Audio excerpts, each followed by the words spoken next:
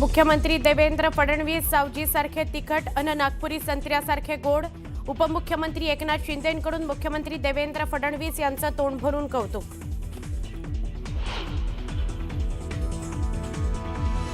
मुंबईतल्या अधिवेशनावेळी पडळकर आणि आव्हाड समर्थकांमध्ये झालेल्या गोंधळाचा अहवाल विधानसभा अध्यक्षांना देण्यात येणार। शासनाकडून याबाबत कठोर भूमिका घेतली जाण्याची शक्यता। शिंदेंचा वापर कढीपत्त्यासारखा करून नंतर फेकून दिला जाईल। जिल्हा प्रमुखांच्या बैठकीदरम्यान उद्धव ठाकरेंचं मोठं विधान।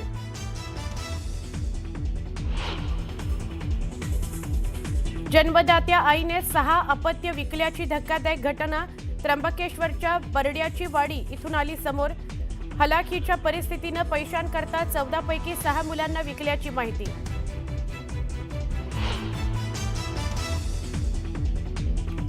इंडिगो विमान सेवेच्या गोंधळाची केंद्र सरकारकडून गंभीर दखल। सरकारकडून इंडिगोला 10% उड्डाण कपातीचा आदेश।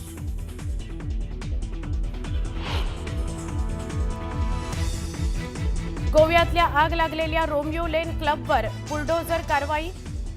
थायलंडमध्ये पळालेल्या लुथरा ब्रदर्सनं जारी केलं ब्लू कॉर्नर नोटीस।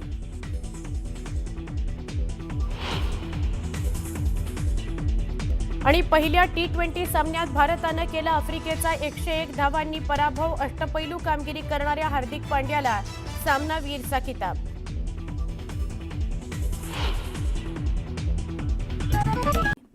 आज जागतिक भ्रष्टाचार विरोधी दिन आहे आणि आज महाराष्ट्राची सकाळ नोटांच्या बंडलबाजीनं झाली।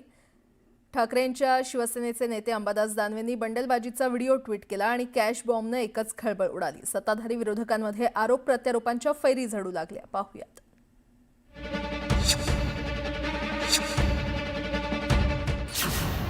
अंबादास दानवेंचा कॅश बॉम्ब। जशी धान्याची रास असते ना शेतामध्ये, तशी नोटांची रास तिथे लागलेली आहे।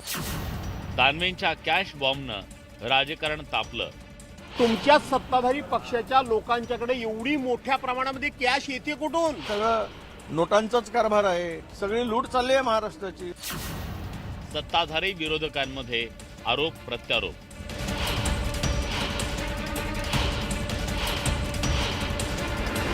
राज्य विधिमंडळाचं हिवाळी अधिवेशन सुरू असतानाच ठाकरेंच्या शिवसेनेचे नेते अंबादास दानवेंनी एक व्हिडिओ पोस्ट करून खळबळ उडवून दिली।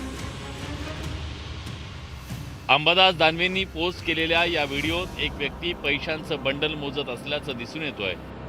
या व्हिडिओत शिवसेना आमदार महेंद्र दळवी असल्याचा आरोप अंबादास दानवेंनी केला। या सरकारकडे फक्त शेतकरी कर्जमाफीसाठी पैसा नाही, बाकी सगळं ओके आहे, अशी खोचक टीका त्यांनी केली। ह्या नोटा, एवढ्या नोटाचे बंडल म्हणजे रास आहे। जशी धान्याची रास असते ना शेतामध्ये, तशी नोटांची रास तिथे लागलेली आहे। हे महोदय कोणाशी बोलतायत आणि ती सगळी रास जमा करणारी व्यक्ती कोण आणि ती कुठली, तेही समोर येईल। पण आत्ताच्या घडीला मी एवढंच समोर आणलेलं आहे। त्याच्यामुळे हे जनतेसमोर आलं पाहिजे की आत्ताच्या घडीला हे सत्ताधारी पक्षाच्या लोकांनी कशा पद्धतीनं हैदोस सत्ता आणि संपत्तीचा घातलेला आहे, तो मी या व्हिडिओच्या माध्यमातून जनतेच्या समोर आणलेला आहे। अंबादास दानवेंच्या या आरोपानंतर राजकारण तापलंय। या व्हिडिओचा धागा पकडत विरोधकांनी महायुती सरकारला घेरलंय। याचा अर्थ की महाराष्ट्रामध्ये 2 नंबरचा पैसा किती आलाय सत्ताधारी पक्षांच्याकडे। तुमच्या सत्ताधारी पक्षाच्या लोकांच्याकडे एवढी मोठ्या प्रमाणामध्ये कॅश येते कुठून? सगळं नोटांचाच कारभार आहे।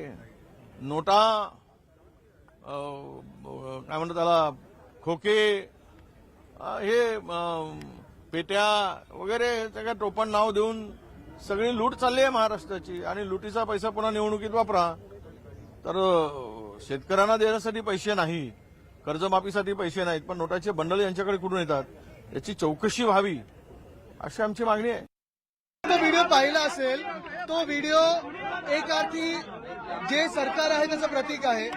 जिथे सरकारकडे कर्जमाफीसाठी पैसे नाही आहेत, तिथे हे आमदार, यांचे सत्ताधारी आमदार पैशांच्या बॅगा घेऊन फिरतात। हेलिकॉप्टरमध्ये ज्या बॅगा घेऊन फिरतायत आणि हे जे आनंद शिराचं वाटप चाललंय, ते नेमकं कोणाचं आहे? या प्रकरणात शिवसेना आमदार महेंद्र दळवी पुढे आले। त्यांनी दानवेंचा आरोप फेटाळून लावत या प्रकरणाची चौकशी करण्याचं आव्हानच दानवेंना देऊन टाकलं. अंबादास दानवेच्या या सगळ्या गोष्टीची कीव तर नक्की येते. अशा पद्धतीचं बदनामी कटकाचं रचणं हे काय ठीक नाही आहे. त्यांनी फोटो खरंच जर दाखवावे जर असतील त्यांचे पुरावे तर माझं ना ओपन चॅलेंज आहे. यातला अंशतः जरी फोटो एखादा खरा असेल तरी मी आमदारकीचा राजीनामा द्यायला तयार आहे.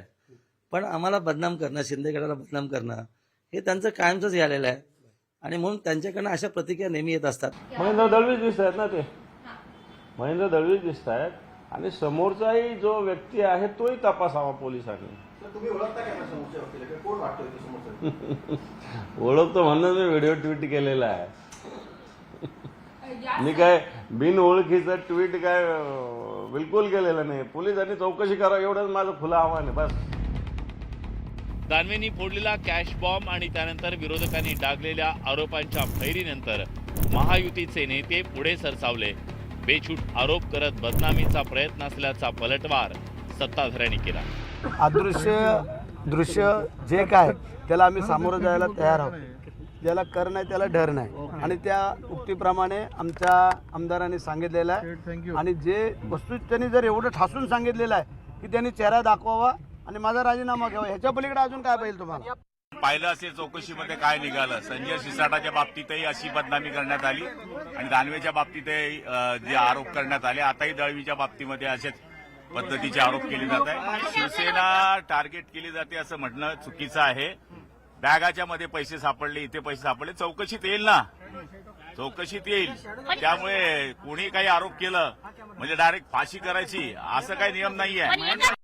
असं काहीतरी दाखवायचं आणि मी कसं शिवसेनेच्या आमदारांना अडचणीत आणतोय हे त्यांच्या नेत्यांना दाखवून तिथं आपली कॉलर टाईट करण्याचा प्रयत्न अंबादास दानवेंचा आहे. कधीतरी कर्जतच्या फार्म हाऊसवर तुम्ही सगळेजण पहिले चाला आणि जमिनीमध्ये किती कॅश खोदून ठेवली आहे हे जरा उद्धव ठाकरे आणि आदित्य ठाकरेला विचारा ना, जरा विचारा.